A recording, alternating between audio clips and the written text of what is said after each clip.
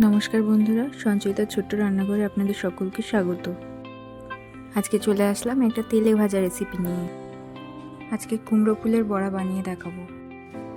এখানে 2 টেবিল চামচ বেসন, 1 টেবিল চামচ চালের গুঁড়ো, পরিমাণ মতো লবণ, 3টে কাঁচা লঙ্কা নিয়েছি, 1/4 টিস্পুন খাবার সোডা নিয়েছি।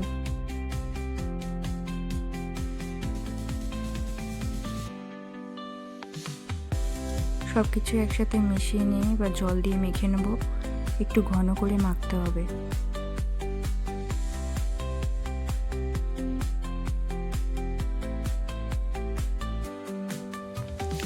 ব্যাটারটা মেখে সাইড করে রেখে দিলাম। এবার ফুলগুলোকে বেছে নেব। এরকমভাবে সব ফুলগুলোকে বেছে নেব। সব ফুলগুলোকে বেছে ধুয়ে পরিষ্কার করে নেওয়া হয়ে গেছে। এবারে সব ফুলগুলোকে ভেজে নেব।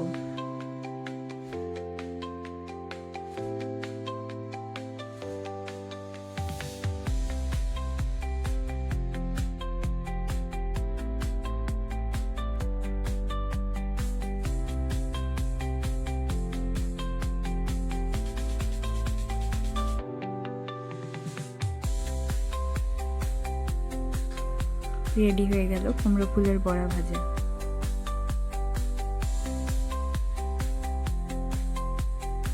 এই তেলে ভাজাটা যে কোনো ডালের সঙ্গে পরিবেশন করলে দারুণ লাগে।